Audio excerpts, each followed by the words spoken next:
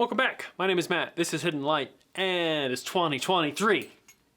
Or close enough. I'm not sure when this video is going to go live. Last year, in 2022, I photographed mostly with this beautiful monstrosity.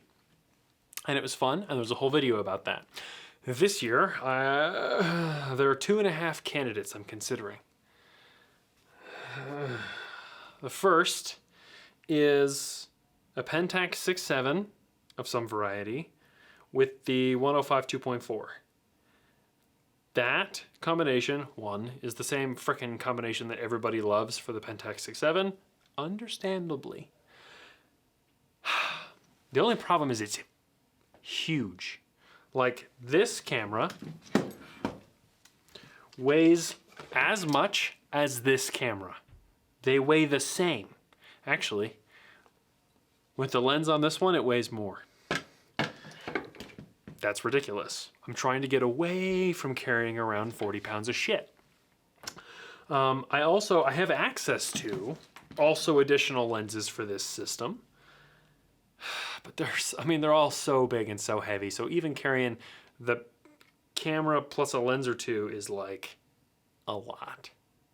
I'm trying to move away from heavy gear, so one of the other contenders is a Nikon F6, which is, for all intents and purposes, a digital camera. It just happens to shoot film.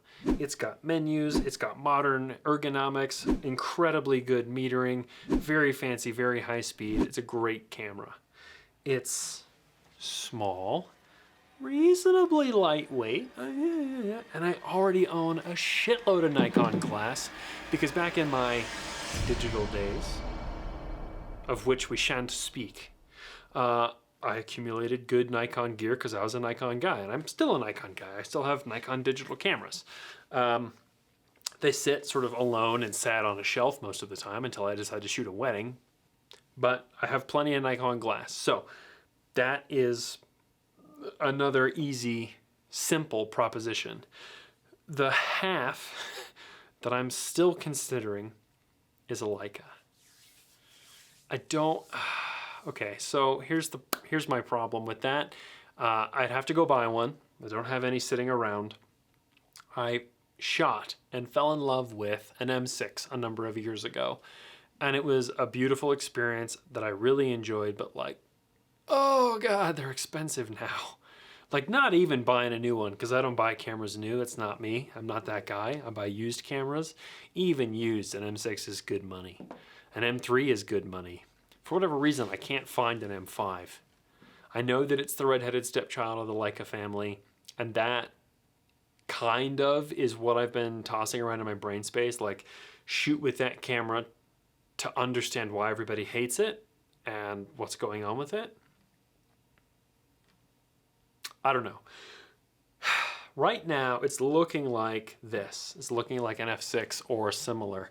Small, reasonably lightweight, 35 millimeter, which is a huge come down from 8x10, but that's fine.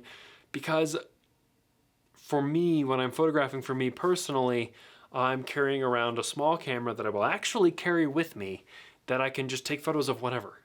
Doesn't matter what it is. Like for Thanksgiving this year, I brought the F6 with me to see family, and I brought two lenses. I brought the 51.8 and 28-2.8. And they're great. Like 28's wide enough that you can fit stuff in and not have to worry about it. 50's long enough that you can do pretty much anything you want to do and just use your feet to zoom. And it's a great little kit. It's just so easy to just boom, boom, boom. Like you don't have to worry about it.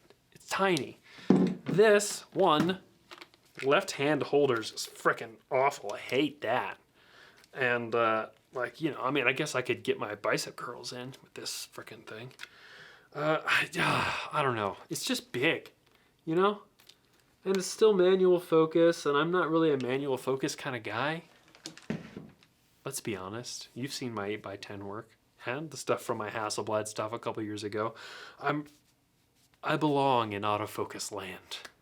Because I'm just not very good at manually focusing stuff. And I don't prefer stopping down far enough where I give myself enough leeway. I'm kind of a wide open all the time kind of dude. So, which camera am I going to shoot with for 2023? It's probably going to be the F6. If I come into some Christmas money, which is possible, I might pick myself up an M3, an M5, or an M6. Probably not an M6. An M3 or an M5 are pretty much what I'm probably looking at. Anyway, that's what I'm feeling like. It's probably going to end up being this. Quick, easy.